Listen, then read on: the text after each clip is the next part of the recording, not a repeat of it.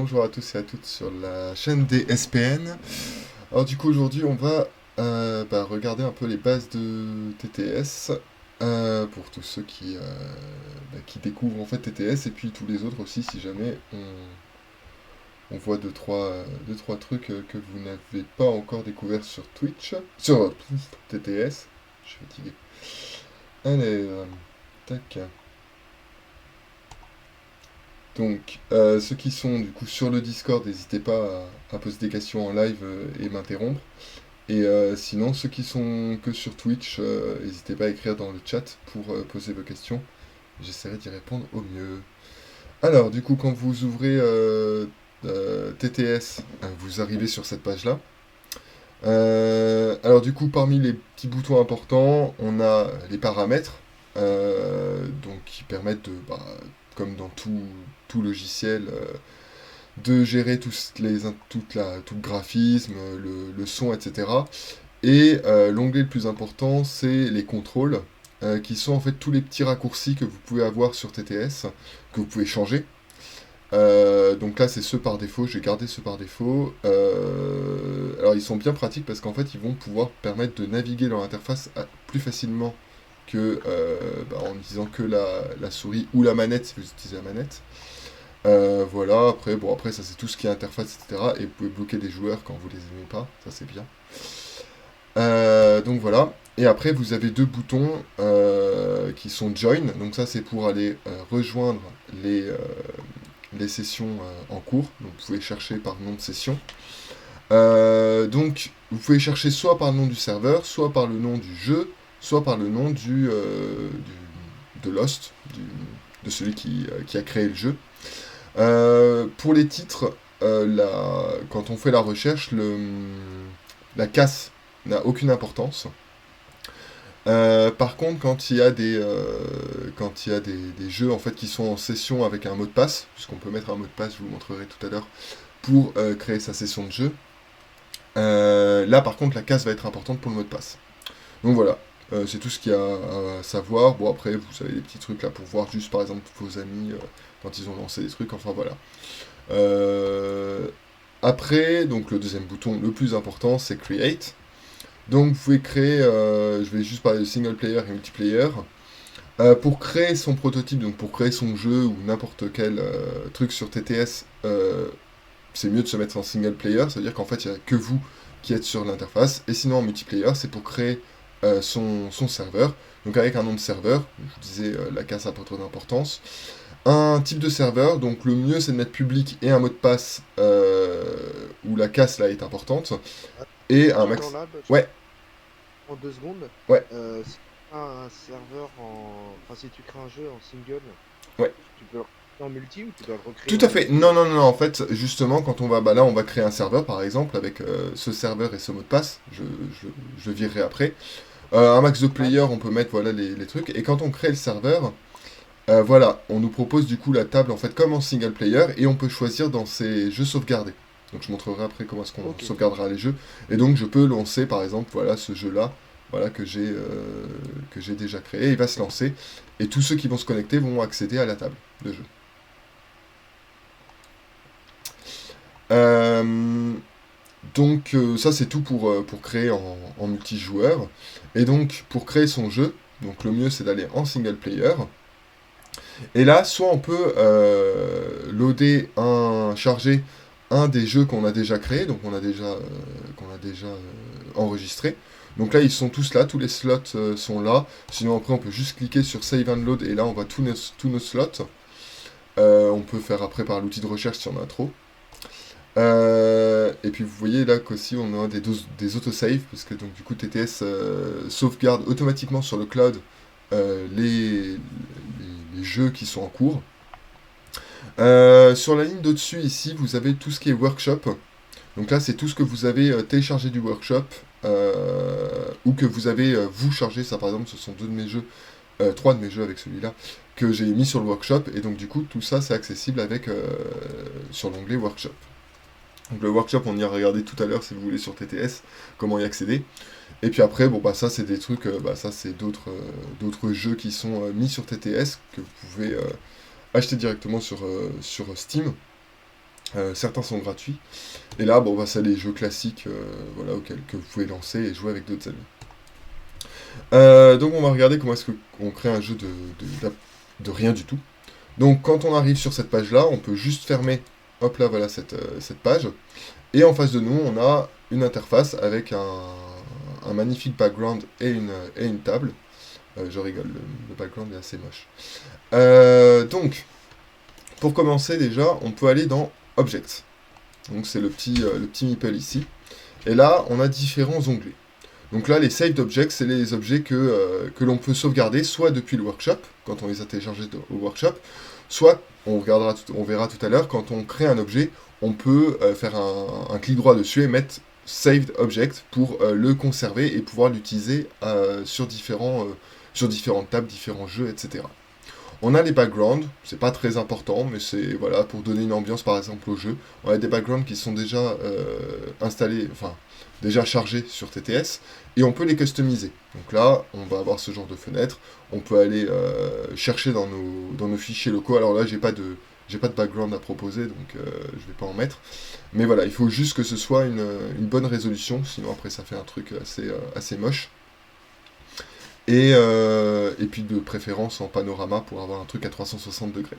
Et puis une porte, et voilà, et c'est tout. Donc là, bon, je garde le background moche de TTS. Et ensuite, on a les tables. Alors là, c'est assez intéressant, les tables, puisqu'on a du coup différentes tables, et en fonction du nombre de joueurs qu'on veut accueillir à la table, on va pouvoir en charger des différentes.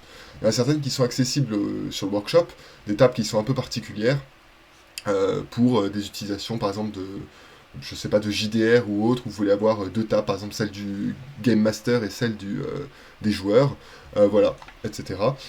Sur les customs, en fait, tout simplement, les custom rectangle et custom square donc sont les mêmes que la table carrée traditionnelle et la table rectangulaire traditionnelle, simplement que vous pouvez mettre un fond. Donc typiquement, voilà, dès que vous allez cliquer dessus, donc la table apparaît, et vous allez pouvoir mettre une image à la place du cadre blanc. Donc pareil, le mieux c'est qu'elle soit de bonne résolution comme pour le background. Alors pas aussi chargé que le background, mais voilà, une bonne résolution pour avoir une jolie image. Donc pareil, je vais pas le faire. Donc vous allez pouvoir avoir, voilà, par exemple une nappe carrée, on va avoir jusqu'à 4 joueurs, un à chaque coin.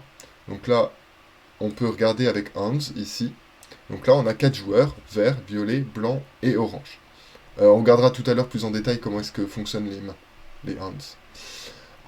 Si par exemple je prends une table hexagonale, on va en avoir 6, et ainsi de suite.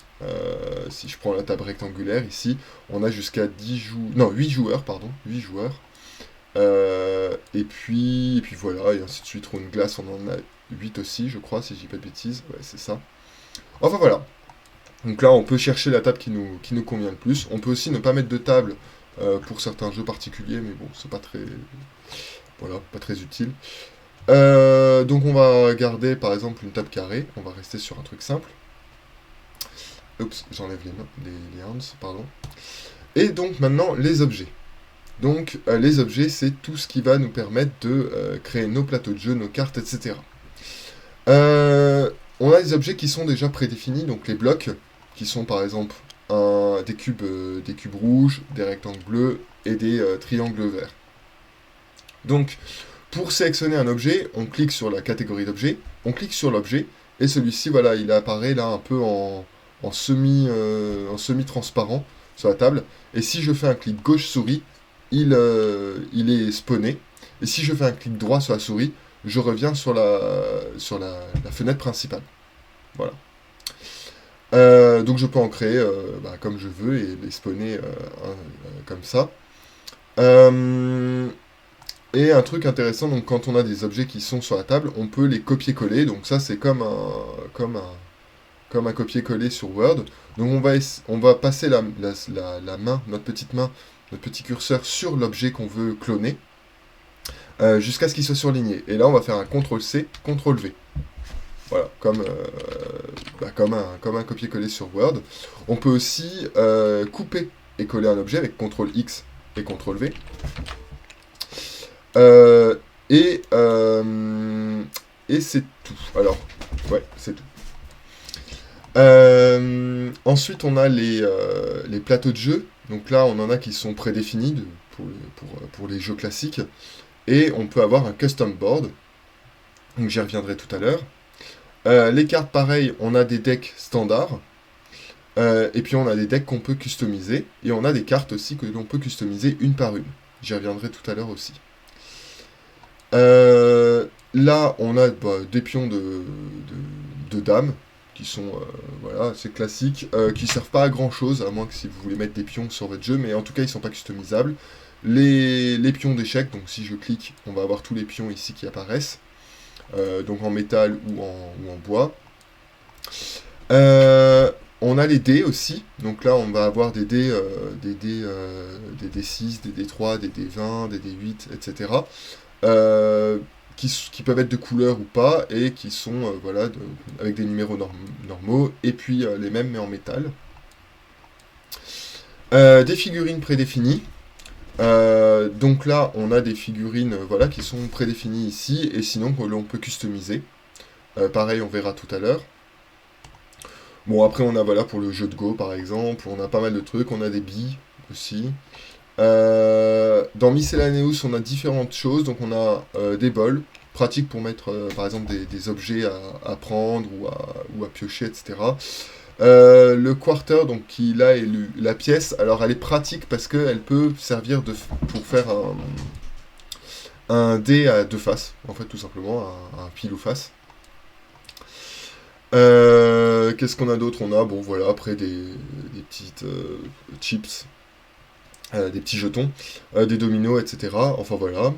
Euh, bon, là on a des pièces qui sont prédéfinies pour des jeux classiques.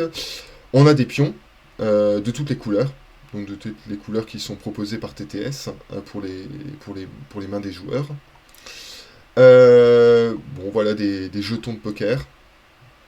Des figurines pour tout ce qui est JDR. Bon. Ces figurines sont animées. Alors c'est joli, hein, mais alors, hop, voilà, ça va. Voilà, si je les mets ici, voilà, hop là, on a une jolie petite figurine animée. Hop là, voilà, et qui a en plus différents modes d'attaque. Elle peut mourir. Enfin voilà, bref, on peut s'amuser à faire des trucs. Euh, et ensuite, on a les outils. Donc, les outils, on a notre carte. Donc là, c'est juste, hop là, voilà, si je le mets, tout est marqué dessus. Right click on this note card, name field controls leader. Donc, typiquement, on clique droit. Et là, hop là, on voit pas très bien. Voilà, ici, on voit nom. Donc, on peut lui donner un titre. Donc, ça, ce sera le titre de notre carte. Donc, par exemple, je dis règle, par exemple. Voilà, j'appelle règle. Et là, du coup, après, ça, c'est tout ce qui est l'intérieur, donc le texte. Par exemple, 1, piocher, toc, 2, jouer, et 3, gagner. Hop là. Voilà. Et donc là, voilà, ça apparaît du coup directement sur la petite fiche que vous pouvez garder, en fait. Voilà, ou vous pouvez l'utiliser pour prendre des notes aussi en cours de jeu. Enfin voilà, vous pouvez utiliser cette petite fiche, voilà, classiquement. Au niveau des outils, bon, après on a des trucs pour mettre de la musique, si vous avez envie de donner une ambiance, un MP3 player, mais il n'y a pas besoin en fait, il y a un outil musique, j'en parlerai vite fait tout à l'heure. Un compteur de points ou d'autres choses qui est assez pratique, que vous pouvez donner aux joueurs par exemple pour compter des points. Donc on a plus, hop là, et moins, hein, évidemment, pour mettre voilà, des points, et c'est pour revenir à zéro. On peut aussi directement, en sélectionnant ici avec la souris les chiffres, et introduire nos chiffres à nous avec le pavé numérique. On a une tablette, donc là, ça c'est. Hop là, oups, pardon. Hop là, voilà. Donc là, typiquement, avec la tablette. Ah, voilà, ça lag.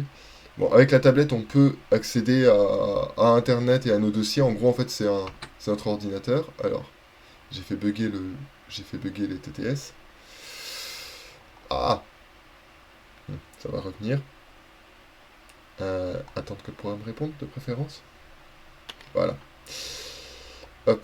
Donc là, typiquement, bah, par exemple, pour aller sur Internet, ça sert pas à grand chose, je trouve personnellement. Donc je vais supprimer parce que il est en train de me faire. Voilà. Il y a certains objets qui sont un peu plus lourds que d'autres, donc typiquement quand vous jouez avec d'autres personnes, suivant leur connexion, ça peut poser des soucis d'avoir des objets trop lourds. Un timer. Donc là, le timer, il fonctionne. Vous pouvez, bon là c'est l'heure à laquelle on est, l'heure d'Irlande en l'occurrence ici. Vous pouvez mettre current time, vous pouvez arrêter enfin remettre tout à zéro, et vous pouvez choisir le temps. Par exemple, si je veux faire un truc d'une heure, je vais mettre 3600 secondes et je mets start. Et voilà, là ça commence ça lance le chronomètre. Voilà.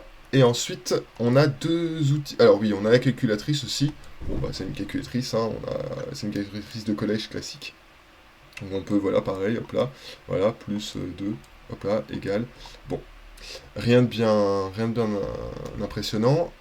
Et par contre, là, on a deux outils qui sont hyper intéressants pour la création de prototypes, qui sont les sacs. Donc on a un sac normal, et on a un sac infini. Donc là, je vais les laisser comme ça. Donc le sac normal, là, c'est celui qui est marron, et le sac infini, c'est celui qui est bleu. On voit que le sac marron, il y a marqué un 0 comme chiffre en dessous, quand je passe la souris dessus, alors que le sac infini, bah, il y a marqué infini dessus. Tous les objets, vous pouvez leur donner des noms. Donc clic droit, comme pour la petite fiche là que j'avais appelée règle, vous pouvez faire un clic droit, et tout en bas, vous avez le nom. Donc je peux mettre sac normal, par exemple, et je peux mettre une description. Il y a des objets, par exemple. Voilà, dedans. Tac, clic gauche. Et donc, si je passe dessus, donc si je passe rapidement, je vois juste qu'il y a 0 dans le sac normal, 0 objet dans le sac normal. Et si je reste longtemps, je vois la description. Là, en l'occurrence, il y a des objets. Donc là, pareil, le sac infini, je vais dire que c'est un sac infini. Hop là. Et quand je passe dessus, voilà, je vois qu'il y a une infinité d'objets dans le sac infini. Alors, à quoi ça sert? Bah, tout simplement, dans le sac normal, je vais pouvoir mettre un nombre fini d'objets. Donc par exemple, je mets une pièce, je mets le petit triangle vert, je mets voilà, le pavé bleu, je mets le bol, voilà. Et là, donc, je vois que j'ai 4 objets dans le sac normal. Je peux faire un clic droit, faire un search. Et donc, search, ça va m'ouvrir un autre panneau où je vais voir en fait mes différents objets. Et je vais pouvoir, du coup, vous voyez, quand je reste un peu dessus, ça les agrandit pour mieux voir. Et donc, typiquement, je peux les prendre et les glisser. Hop là, voilà, et ils apparaissent sur la table, là où je les ai glissés. A l'inverse, je peux prendre un objet depuis la table et le glisser et le trier dans mon sac. Pour les sacs infinis, là, on est beaucoup plus simple, c'est-à-dire qu'en gros, en fait, on va répliquer un objet à l'infini en mettant notre objet dans le sac.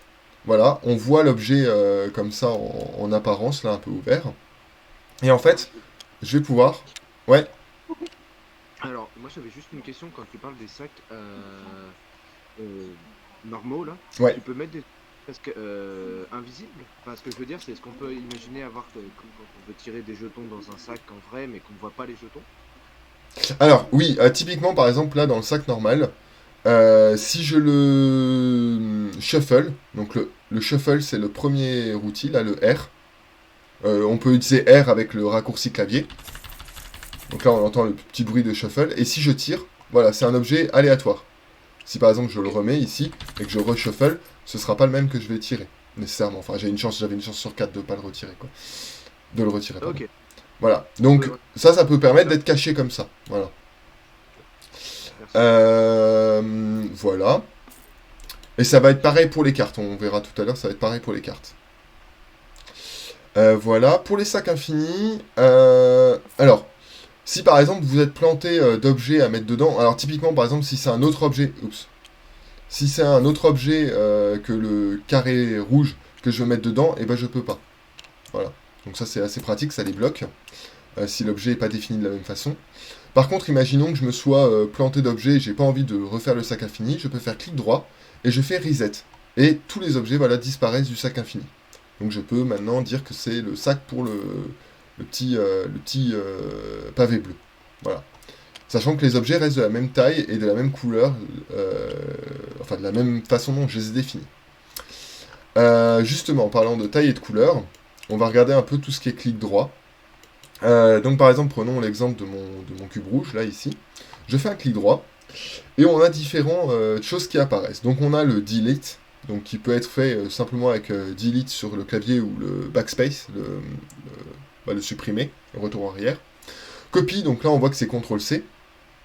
Là on a un truc dont je n'ai pas parlé parce qu'il n'y a pas de raccourci, c'est clone. Donc clone, en fait, voilà, quand je clique clone, c'est comme si en fait j'allais rechercher l'objet dans le menu. Et voilà, je peux cloner l'objet comme je veux, sachant que l'objet que je clone a exactement les mêmes caractéristiques que l'objet de départ. Scripting, on va pas s'y intéresser parce que de toute façon je n'y connais rien, donc là c'est pour donner de nouvelles propriétés à l'objet, comme par exemple en faire un bouton pour permettre du draft ou autre. On va avoir tout ce qui est échelle. Donc là on peut utiliser soit le plus et le moins du clavier, alors c'est le clavier numérique en haut, soit sinon directement comme ça, up and down. Donc là en fait voilà, je vais pouvoir le faire plus gros, plus petit, et ainsi de suite. Donc autant que je veux, je peux faire voilà un truc énorme. Et voilà, c'est tout. Rotate, donc là pareil, donc là on a différentes façons de tourner l'objet, soit en cliquant droit, rotate et puis left et right, soit sinon avec Q et E sur le clavier, comme ça, voilà. Soit sinon, en fait, moi, ce que je préfère, c'est, donc, quand on passe la souris au-dessus, c'est cliquer sur l'objet, donc le sélectionner, comme ça, comme si on allait le bouger. Et avec la molette de la souris, on peut tourner l'objet. Pour tourner un objet, il faut regarder, en fait, ici. Ici, on voit qu'on a un petit, voilà, un petit numéro, là, il y a marqué 15 degrés. Ça, c'est l'angle avec lequel l'objet va tourner. Donc là, par exemple, l'objet, à chaque fois que je tourne d'un cran, il tourne de 15 degrés. Si je clique dessus, cette fois-ci, il va tourner de 30 degrés, donc un peu plus large. Et donc, du coup, il peut faire 15, 30, 45, 60, 90. Et on revient à 15 après. Donc ça, c'est assez pratique, par exemple, si vous faites un jeu de cartes et que vous voulez mettre, par exemple, il y a des cartes qui sont verticales et des cartes qui vont passer à l'horizontale, par exemple. Ou voilà, tourner des objets sur le plateau parce que il faut le mettre dans une configuration précise. Ensuite, on a, ça c'est moins intéressant parce que c'est plus rare de l'utiliser, mais bon, je le montre quand même. C'est tout ce qui est la physique de l'objet. Donc voilà, est-ce que l'objet va utiliser la gravité? Quelle est la masse de l'objet? Est-ce que c'est difficile de tirer l'objet, de le pousser, de le tourner aussi? Donc annular drag, c'est pour tourner l'objet, ce que je viens de montrer. Et le matériel, donc est-ce qu'il y a beaucoup de friction avec l'air? Voilà, en fait, c'est tout le côté en fait physique de l'objet. Le bounciness aussi est marrant, c'est quand je jette l'objet sur la table, est-ce qu'il rebondit plusieurs fois? Voilà. Un truc à faire attention ici, donc si par exemple vous changez les données physiques de l'objet, vous avez deux boutons ici, Save and Exit et Apply. Je vous conseille de faire plutôt Apply. Apply, ça veut dire qu'en fait tout ce que vous avez donné va s'appliquer à cet objet-là. Si vous mettez Save and Exit, ça va dire que toutes les modifications que vous avez faites à cet objet-là, toutes les modifications là, de physique, vont s'appliquer par défaut aux nouveaux objets que vous allez créer. Ce que vous voulez pas nécessairement. Donc voilà, parfois vaut mieux en fait refaire plusieurs fois la physique sur les objets plutôt que de mettre Save and Exit et de le changer pour tous les objets et après de se perdre parce qu'on a plusieurs objets qui ont des propriétés physiques un peu cheloues.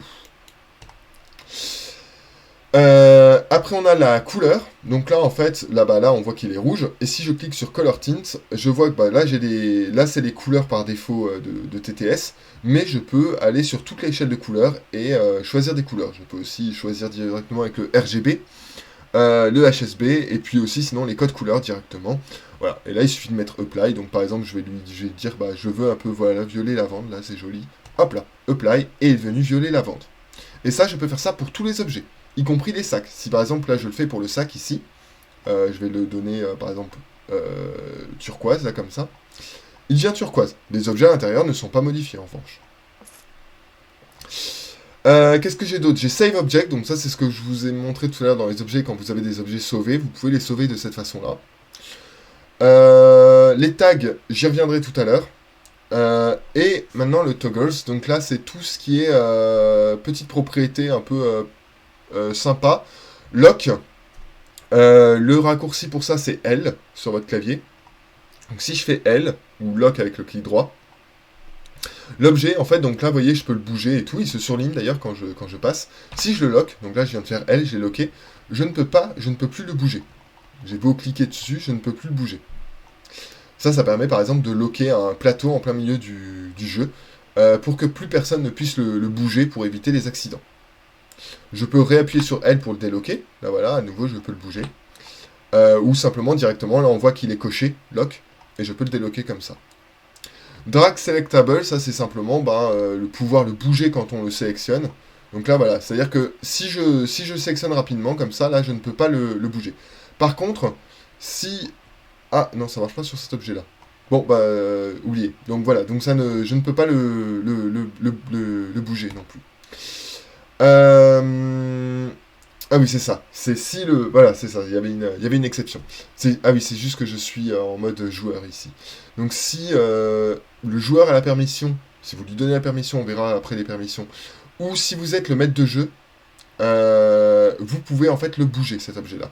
Contrairement au lock où personne ne peut le bouger. Snap, ça on verra après. Grid, on verra après aussi. Auto Raise, ça c'est typiquement... Je vais enlever le lock. Ça, c'est par exemple, vous voyez, quand je passe au-dessus d'un objet, voilà, il se soulève automatiquement. Et pour passer au-dessus sans tout défoncer. Si j'enlève le Auto Raise, hop là, comme ça, il va pas s'arrêter, et donc du coup, pouf, il va tout me défoncer. Donc voilà, suivant les types de jeux que vous faites, ça peut être pratique. Comme ça peut être... comme voilà, il vaut peut-être mieux Auto-Raise pour certains objets. Sticky, bon, ça c'est juste, voilà, c'est marqué. C'est quand vous sélectionnez l'objet, en fait, qui reste en fait au-dessus... Attends, je me trompe entre sticky et...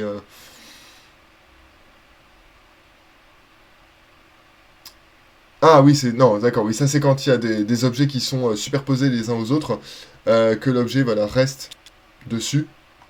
C'est ça, pardon, je me trompais avec un autre. Hop là. Alors que si par exemple je fais comme ça, voilà, l'objet qui était au-dessus, il reste pas attaché, il reste pas collé. Alors sticky ça marche, mais suivant la forme des objets et la physique que vous leur avez donnée, les objets peuvent quand même, voilà, bouger un peu de manière un peu n'importe comment si vous bougez très vite. Et donc du coup ne plus respecter certaines règles physiques que vous leur donnez. Hand, ça permet à l'objet, bon ça c'est plutôt utile pour les cartes, mais à l'objet d'aller dans les mains ou pas des joueurs. Donc si par exemple je coche, cet objet-là peut aller dans ma main. Donc là ma main ici, voilà, là je l'ai dans ma main, elle est ici ma main. Si je le mets pas dans ma main, vous voyez, il peut pas aller dans ma main, il n'y a pas la petite fenêtre qui s'ouvre. Après, bon, ça c'est moins important. Donc ça c'est pour des cas plus particuliers. Par exemple, si vous avez ce qu'on appelle le fog of war, qui est une partie de la table qui peut être camouflée. Et donc du coup, un peu comme des jeux de stratégie ou autre, où vous pouvez dévoiler des parties de la table, etc. Et voilà, donc ça c'est à peu près tout pour ce qui est utile pour créer les objets.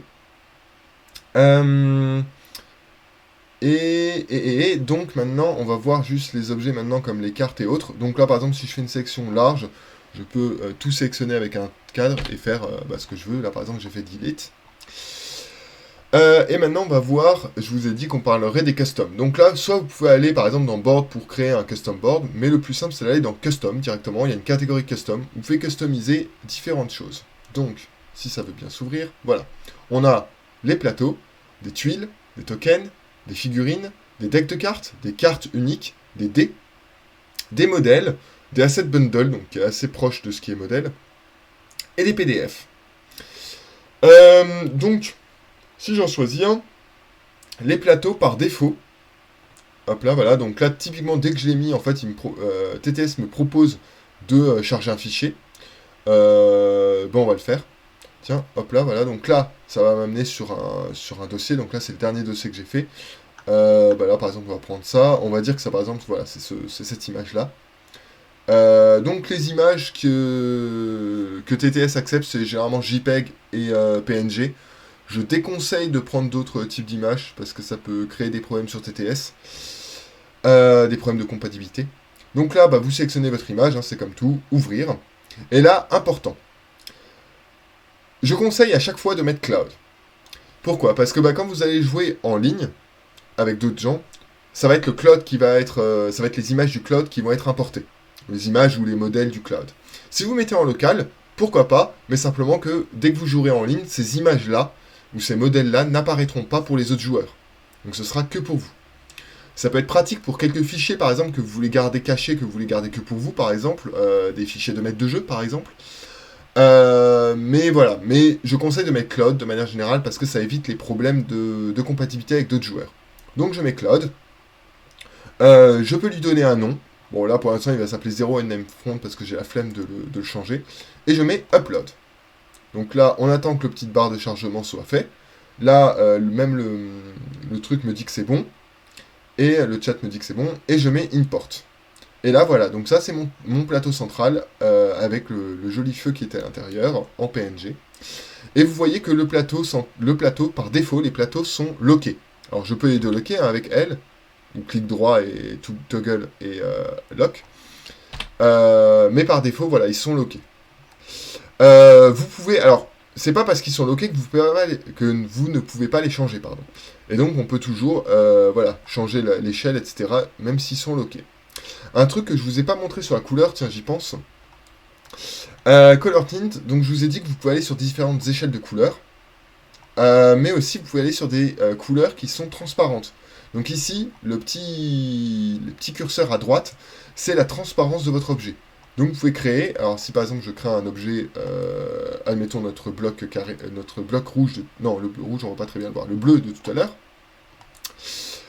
Si je vais sur Color Tint, et que par exemple, je le mets pas parfaitement transparent, mais moins opaque, là, comme ça, hop là, apply, on voit, voilà, il est légèrement transparent.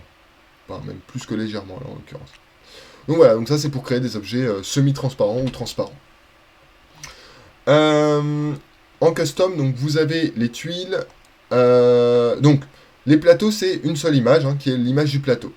Les plateaux ne peuvent pas être retournés ni rien, même si je le déloque. Je peux pas le... Ah si, je peux le retourner. Ah, j'ai rien dit. On peut le retourner. Voilà, mais simplement qu'il n'y a rien derrière. Qu'est-ce que je vais faire ? Oui. Si jamais vous voulez changer votre customisation, vous avez Custom ici qui apparaît, et vous pouvez retrouver un nouveau fichier, et pareil, recommencer le Shimblick pour avoir votre nouveau plateau. Je reviens dans Custom, on a les tiles, les tuiles, mince. Hop, donc les tuiles, là pour le coup, il faut deux images. Une image qui va être au-dessus, et une image qui va être en dessous. Donc là, voilà, vous avez toutes les... Il y a marqué, quand vous passez au-dessus là, du top image, là, avec la point d'interrogation, vous pouvez voir tous les formats qu'il peut accepter. Donc oui, ça peut être aussi des images animées, avec des MP4 et tout, mais je déconseille parce que c'est très lourd à supporter, et certains, si vous jouez en ligne, ne vont pas supporter. Mais Lucina, j'avais pas vu la question. Alors, pour clone, quand je fais ça, ça me bloque mon objet en l'air. Alors, ça peut arriver parfois. C'est un problème en fait de loading généralement. C'est pas c'est un problème de bug de TTS. Généralement, en rechargeant la session, ça règle le problème. Y a-t-il un moyen de mettre TTS en français ? Pas encore, pas pour le moment, malheureusement. Ils n'ont pas encore fait différents langages. C'est bloquant. Après, c'est un anglais qui reste assez simple et que vous pouvez aller facilement vérifier sur Google Trad pour voir ce que ça... Enfin, qu'est-ce que ça veut dire, tile, object, etc. Mais c'est vrai que ça peut être limitant parfois de ne pas l'avoir en français. Donc pour les tuiles, on les a en box, donc ça c'est le petit carré comme ça, en hexagonal, en cercle, ou en arrondi. Donc là c'est un carré mais avec des bords arrondis. On a les carrés vraiment avec les bords vraiment en pointe, et puis ceux qui sont arrondis. Je sais pas si je suis clair. Bon, on va les mettre en arrondi, comme ça on va bien voir la différence. Donc là, on choisit une image au-dessus. Donc par exemple, imaginons que je mets celle-ci. Hop là. Voilà, pareil, Cloud. Hop là. Ça m'a mis un autre nom. Je peux changer hein, le nom. Et une image de dessous. Imaginons que je vais mettre celle-ci. Hop là. Hop là. Là, on va pouvoir changer. Donc thickness, c'est l'épaisseur de la tuile. Donc je peux faire une tuile peu épaisse. Donc c'est 0,10. Je crois que c'est en millimètres. Mais je ne suis pas sûr à 100%. Je crois que c'est en millimètres. Donc ça essaie de rester réaliste. Donc vous pouvez essayer de regarder, par exemple, si c'est important pour vous l'épaisseur de vos tuiles. Vous pouvez aller essayer de regarder en réel qu'est-ce que vous voulez, à quoi vous voulez que ça ressemble. Vous pouvez faire jusqu'à 1, donc je crois que c'est 1 cm, mais je peux me tromper, hein, je sais plus si c'est des pouces ou des centimètres, ou des millimètres ou des centimètres. Bref. De toute façon, vous pouvez voir en essayant différents types d'échelles. Stackable, donc ça c'est par exemple si vous avez une tuile et que vous pouvez les superposer les unes par rapport aux autres. Donc par exemple je vais le cocher, comme ça on verra à quoi ça ressemble. Et stretch to aspect ratio, ça c'est typiquement si vous avez une image un peu particulière, typiquement quand vous avez du PNG et que l'image, en fait c'est pas un carré par exemple, c'est une forme. Vous pouvez le faire en fait, et en PNG, comme ça va éliminer tout ce qui est transparent, vous allez avoir la forme en fait, la tuile va avoir la forme de l'image. Alors moi en l'occurrence, si on va le voir parce que du coup ma bottom image est un PNG. Donc là j'importe, je fais import, voilà, et donc là j'ai ma tuile. Donc là c'est le côté face, et si je flippe, alors pour flipper, je peux soit faire clic droit, flip. Sinon, le plus simple, c'est de faire F.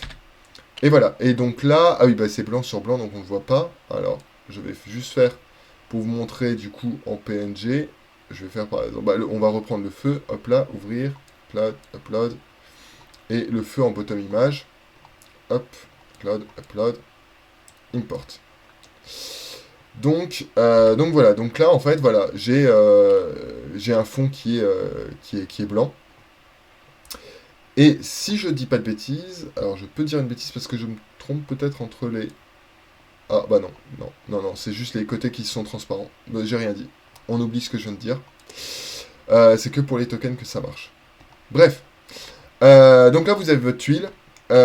Oubliez ce que j'ai dit tout à l'heure à propos des PNG. Ce sera que pour les tokens, pas pour les tuiles. Donc là on a des tuiles voilà, avec les bords arrondis comme on peut voir ici.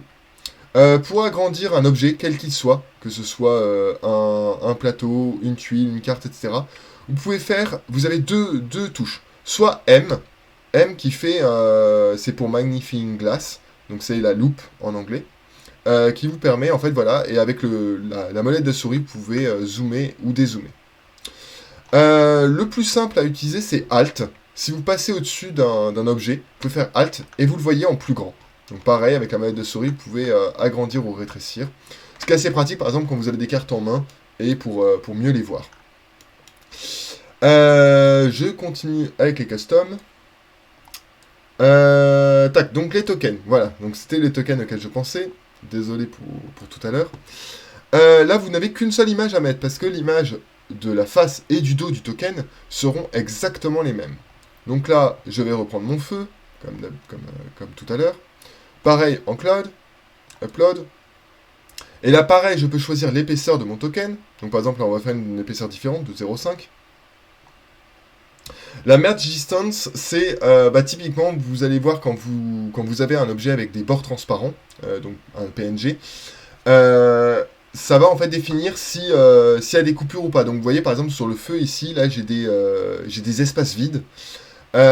Si je mets une merge distance trop forte ou trop faible, on va les voir, on va pas les voir. Donc par exemple, imaginons que je mette une merge distance de 5, j'importe, on verra après pour stand-up et stackable, et voilà. Ça c'est mon objet. Donc vous voyez que j'ai mis une merge distance qui est assez faible, et là on voit tous les trous en fait, et c'est un seul objet. D'accord? Si je le flippe, c'est le même objet mais version à l'envers. Si maintenant je mets une merge distance plus élevée, là, théoriquement, voilà. On a des petits problèmes de graphisme. Dire que bah, les traits sont un peu plus grossiers, et un peu plus... En fait, en gros, ils sont moins arrondis. Donc, on va avoir moins de différence entre bah, les parties vides et les parties pleines. Donc, on va avoir des objets un peu plus grossiers. Ça n'a pas beaucoup d'influence sur la lourdeur du fichier. Mais ce que je recommande, pardon, du jeu, ce que je recommande, c'est de pas nécessairement mettre une merge distance trop faible. C'est d'aller sur entre 10 et 25, ça suffit largement pour avoir un objet qui est assez joli et qui va pas demander 10 plombes à loader, à charger. Est-ce qu'on peut changer la dimension du plateau? Oui, tout à fait, Melusina, tout simplement avec le scale, up and down. On peut faire des petits plateaux, on peut faire des grands plateaux. Là, par exemple, j'ai fait un plateau carré, mais si par exemple j'avais pris une image qui était aussi rectangulaire, alors par exemple, imaginons, hop là, dans mes documents, dans mes jeux, hops, c'est pas ça, mes jeux, imaginons, bah, par exemple, à la carte, est-ce que j'ai des... Voilà. Ça, c'est un jeu que je présenterai demain. Imaginons, bon, c'est moche, mais imaginons dire, voilà, hop, ce plateau-là, voilà, il n'est pas carré. Si j'ouvre, hop là, cloud, upload, import, voilà, mon plateau se transforme immédiatement, en fait, suivant l'image que je lui ai donnée. Donc c'est carré, enfin c'est un rectangle, et ça peut devenir un carré, évidemment, si si tous les côtés sont égaux. Donc voilà, c'est juste ça. Par contre, faire des plateaux, par exemple triangulaires et tout, ce sera, enfin, ou hexagonaux, c'est possible avec les tuiles, mais pas avec les plateaux tels qu'ils sont actuellement. Sinon, il y en a certains qui les ont sur le workshop, donc si on ira regarder le workshop tout à l'heure, potentiellement il y a d'autres aussi types de plateaux, mais ça par contre il faut faire du scripting, et là on va pas rentrer dans les détails du scripting, surtout que c'est pas du tout mon domaine, donc voilà. Pour revenir aux objets, on a vu qu'il y avait deux autres trucs, donc stackable c'est pareil que les tuiles, c'est-à-dire qu'on peut empiler les objets les uns sur les autres, et stand-up est assez intéressant, c'est-à-dire que bah, là vous voyez que mon feu bah, il a été défini comme la tuile, hein, à plat, et si je mets en stand-up, donc import, voilà, il s'est relevé, et il restera debout tout le long de la partie. Alors comme c'est un objet qui a une physique, hein, donc il peut très bien tomber et autres, hein, je peux lui changer la physique pour pas qu'il le fasse, mais voilà, mais dès que je reprendrai, en fait, il va reprendre sa position en fait de stand-up, ou pas de stand-up si jamais j'ai pas coché cette case-là.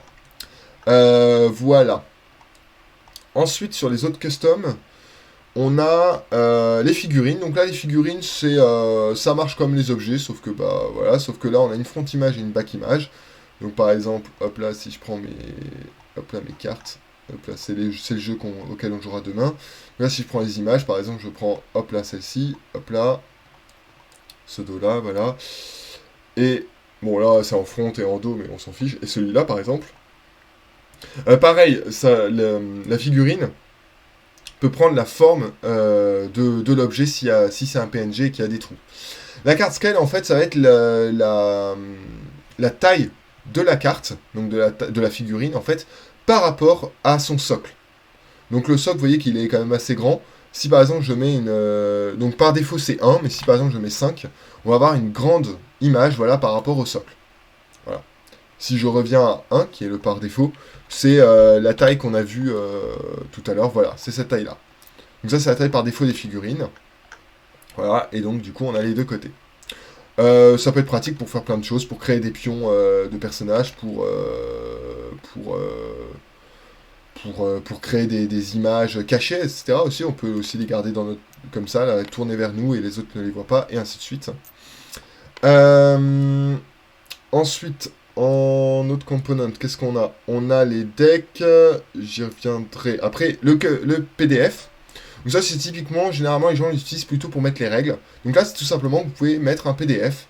Donc par exemple, est-ce que j'ai j'ai un PDF ici. Voilà, j'ai les règles 2.0. C'est pas les règles finales, mais on s'en fiche. Hop là, cloud, upload.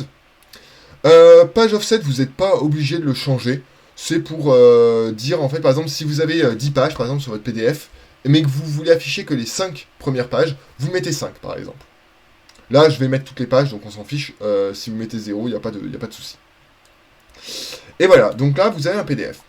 Alors, vous pouvez faire Alt pour l'agrandir. Sinon, ah oui, il n'y a qu'une seule page sur celui-là. Je vais prendre plutôt un truc qui a plusieurs pages. Alors ça va être dans d'autres jeux, si on prend... qu'est-ce qu'on a qui a plusieurs pages Kundalini. Hop là, lui il a plusieurs pages. Règles. Hop là. Ouvrir. Cloud. Upload. Import. Mince, je suis allé trop vite. Ça c'est quand on va trop vite et qu'on n'attend pas que ce soit importé jusqu'au bout. Faut bien attendre que le petit... Voilà. Si on soit fini. Hop là, voilà. Et donc là, donc soit je peux faire Alt, soit je peux changer la page avec 1, 2, 3, 4, comme ça. Et pareil, donc Alt, si je fais Alt et que je fais la molette de la souris, je change de page aussi. Sinon, le plus simple, c'est de faire le pop-out. Le pop-out va afficher le PDF à droite de votre fenêtre, et vous allez pouvoir changer les pages de cette façon-là, ou directement avec la souris, la molette de la souris. Donc voilà, donc ça c'est un moyen de mettre vos PDF, de règles et autres, plutôt que le plutôt que le notepad qu'on a vu tout à l'heure, qui est plutôt pour prendre des notes, des petites notes de règles, par exemple des changements au cours de partie ou autre, ou par exemple pour mettre des points ou autre. Alors maintenant on va arriver sur les plus compliqués à faire, qui sont, enfin les plus compliqués, les plus utiles et les moins simples à faire, qui sont les decks et les cartes. Alors les cartes c'est compliqué. C'est exactement comme les tuiles. Vous choisissez votre type de carte, si elle est rectangulaire, si elle est hexagonale, si hexagonale rounded ou hexagonale avec les bords en pointe, ou des cartes circulaires. Pareil, les cartes, comme les tokens, voilà, c'était les cartes, vous pouvez très bien mettre un PNG et ça va effacer en fait le dos des cartes. Bon, on va pouvoir regarder d'ailleurs. Je vais mettre en rectangle. Pareil, donc on choisit une face. Donc là, par exemple, imaginons que je mette, on s'en fiche, ça en face. Hop là. Cloud, upload. Et un dos. Imaginons que je mette ça en dos. Donc un Narata, c'était mes cartes d'un vieux proto que j'ai pas réamélioré.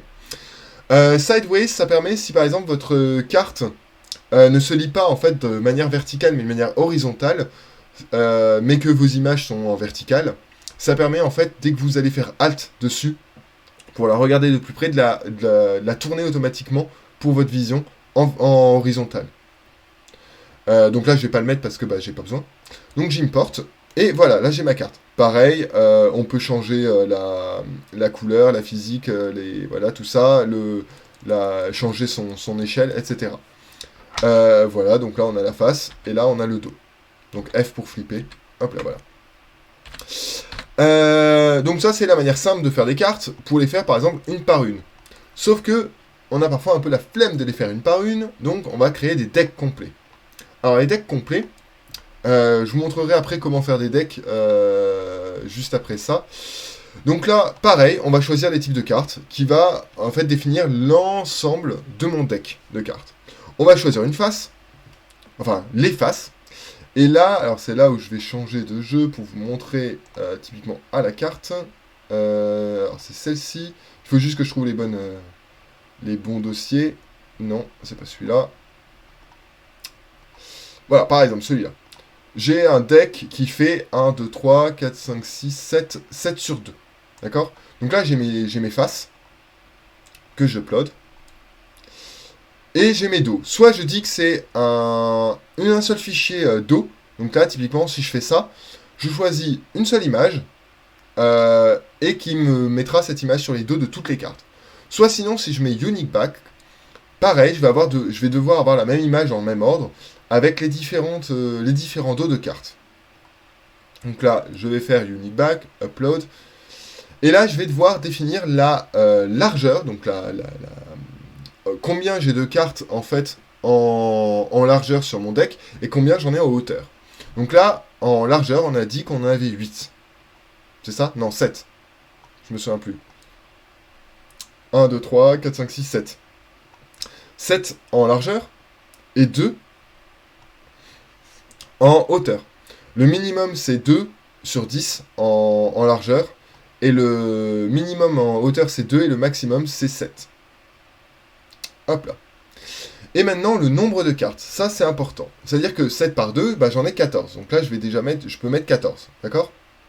Donc là, bah, typiquement, ça me fera un deck avec les 14 cartes.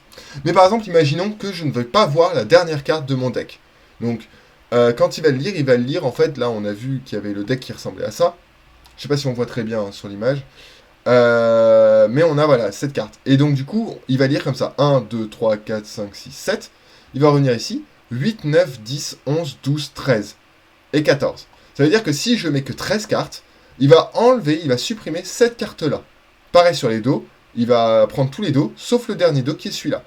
Je peux lui mettre par exemple simplement 7, et il va prendre que la première ligne typiquement. Donc là, imaginons par exemple que je mette 13, parce que, non bah là c'est 12, bah voilà, ça va supprimer les deux dernières cartes. Pareil, je peux mettre Sideway. Back is hidden, je conseille de le mettre. Ça c'est pour les cartes qui vont aller dans les mains des joueurs. Et les mains, vous pouvez les avoir cachées ou pas. Mais quand elles sont cachées, parfois, TTS a des petits bugs. Et malheureusement, leur dernière mise à jour n'a pas encore corrigé ce bug-là à 100%. Et parfois, les cartes apparaissent avec un dos qui n'est pas caché, c'est-à-dire qu'en gros, les autres joueurs peuvent savoir ce que vous avez en main, ce qui est un peu gênant. Donc ce que je conseille, c'est quand c'est des cartes qui vont aller dans les mains des joueurs et que leur main va être cachée, c'est par défaut de mettre Back is hidden pour éviter tout problème. Généralement, disons que la plupart du temps, il n'y a pas ce bug-là, mais ça arrive. Bon, import, et là voilà, là j'ai mon paquet de 12 cartes. Donc je peux prendre les cartes comme ça et les flipper. Je peux aussi, comme pour les sacs de tout à l'heure, faire un clic droit, faire search, et regarder différentes cartes. Voilà, comme ça. Sachant que là, vous voyez, par défaut, ils sont marqués 1, 2, 3, 4, etc. entre parenthèses. Si par exemple, je prends cette carte-là, et je lui donne un nom. Par exemple, je lui dis la carte. Voilà, elle s'appelle la carte, celle-ci. Voilà, si je passe dessus, elle s'appelle la carte. Je la mets dedans, je vais la mélanger. Donc pour mélanger un paquet, c'est R. Comme pour mélanger à l'intérieur d'un sac. Je cherche, et là, je vais en avoir une qui va s'appeler la carte. Si je cherche, par exemple, je peux chercher carte, et il n'y a que celle-ci qui va apparaître. Donc ça, c'est assez pratique de nommer ces objets. Alors, il va falloir les nommer un par un, par contre, pour pouvoir les retrouver dans notre sac, dans notre paquet de cartes, et ainsi de suite. Après, donc, qu'est-ce qu'on peut faire avec un paquet de cartes? On peut faire des multiples choses. On peut donc les shuffle. Donc ça, j'ai dit, c'est R. C'est simplement mélanger le paquet. On peut couper. Ça, c'est hyper pratique. C'est-à-dire que couper, on peut couper par exemple et dire 3 et 9. Donc là, il faut... Ça, c'est un peu... La manip est un poil compliquée. C'est-à-dire qu'en gros, il faut d'abord sélectionner sur le curseur. Par exemple, hop là, 3 et 9. Et ensuite, cliquer sur Cut. Et là, vous voyez que mon paquet a été divisé en deux. 9 et 3. C'est assez pratique pour faire des coupes de cartes ou pour, par exemple, les préparations quand vous préparez en fait votre partie et que vous devez distribuer les cartes de manière un peu particulière. Vous avez les splits. Ça les split de manière la plus équitable possible, en 2, en 3, en 4, en 5, en 6. Donc là, par exemple, si je mets 3, voilà, j'ai 3 paquets de 4 cartes chacun. Pour sélectionner, voilà, là, je ne vous ai pas montré, hop là, quand je les split, vous voyez qu'en fait, ils sont... les cartes sont tournées de manière à ce qu'elles ne se remélangent pas entre elles. Pour sélectionner des cartes comme ça, là, des paquets voilà, qui ne sont pas mélangés entre eux, il s'agit simplement de cliquer sur eux un petit moment jusqu'à ce qu'ils se soulèvent et de pouvoir les séparer comme ça. Si je veux regrouper les paquets maintenant, je peux tout simplement les sélectionner comme ça, soit faire un clic droit et on a un groupe qui va apparaître quelque part, j'utilise jamais donc je me souviens jamais où, groupe ici, soit simplement d'utiliser G, G, comme ça, et là ils se regroupent tous automatiquement dans le même paquet. Qu'est-ce qu'on peut faire d'autre? On peut faire le spread, assez pratique. Voilà, ça va les aligner comme ça. Et là, on peut sélectionner, on peut en prendre qu'une seule, voilà, hop là, comme ça. Et ainsi de suite, d'accord? Pareil, je peux faire G et les regrouper à nouveau. Je peux reset, je vais pas le faire. Ça, c'est pour remettre, en fait, comme... je l'ai fait. C'est pour remettre, en fait, comme quand vous avez loadé le paquet de cartes initialement. Donc ça, c'est pratique aussi, pareil, pour quand vous préparez, quand vous faites la partie préparation de vos jeux. Search, donc ça j'ai montré. Vous pouvez aussi directement, en fait, si vous connaissez l'ordre de votre carte, si elles ont un ordre particulier, cliquez directement sur la carte qui vous intéresse, et dans ce cas-là, vous avez la carte 9 qui apparaît. C'est un search, en fait, c'est une sorte de search. Hein. Le deal. Alors ça, c'est le côté important. Oups. Donc là, les gens ont des mains. Je vous montrerai juste après les mains, mais voilà. Il y a 4 mains. Donc je peux dealer chez les mains des gens. Donc on a vu par exemple qu'il y avait vert. Si je fais ça, bah voilà, il y a une carte qui est partie chez vert. Je suis blanc, je ne vois pas le dos de la carte. En fait, je vois le dos que j'ai loadé, mais je ne vois pas du coup le contenu de la carte. Si je fais F, voilà, si par exemple il retourne sa carte, je vois que le dos. Alors que lui voit sa carte à lui. D'accord ? Je peux aussi faire, donc je peux dealer comme ça à des joueurs particuliers, mais si je clique au centre, c'est assez pratique pour dealer à tout le monde en même temps. Et voilà, vous voyez que, donc là, je ne vois pas les cartes des autres joueurs, par contre, je vois mes cartes. Alors, votre main, elle apparaît en double. Elle apparaît ici, au niveau de l'encadré de votre main, mais aussi en bas de votre écran. Si ça vous dérange de l'avoir en bas de votre écran, vous pouvez tout simplement faire H, et en fait, vous ne voyez plus votre main au bas de l'écran. Donc, votre main est directement là. Moi j'aime bien avoir là-bas la main plutôt en bas de mon écran parce que du coup ça me permet de faire comme ça et du coup d'être directement en jeu. Mais chacun son style. Tous les objets et cartes en main peuvent être manipulés de la même manière que sur un plateau, c'est-à-dire que typiquement si je veux flipper une carte, parce que là si je glisse la carte sur le plateau, tout le monde va la voir évidemment sur le plateau. Mais je peux très bien la flipper avant, tout simplement en fait en passant dessus et en faisant F. Et voilà, et là je la passe et personne ne la voit. Je peux aussi faire un clic droit et faire exactement la même chose. Donc là par exemple, je peux aussi montrer carrément ma main à un joueur. Donc, par exemple, je peux dire show hand à vert, et là, vert voit ma main. Et jusqu'à ce que je clique stop showing hand, il va voir ma main. Je peux aussi la montrer à tout le monde, hein, de la même manière que tout à l'heure. Je peux aussi draw, c'est-à-dire que je prends une carte, bon là ça sert à rien parce que c'est draw à ma main, mais si je le fais sur quelqu'un d'autre, bah voilà, draw, je prends sa carte. Donc là c'est une manière de voler la carte, plutôt que de faire F, mettre au centre, paf je te la donne, etc. C'est un peu chiant. Et vous pouvez enfin dealer aussi directement, donner votre carte, donc par exemple je vais donner ma carte à vert, hop là voilà,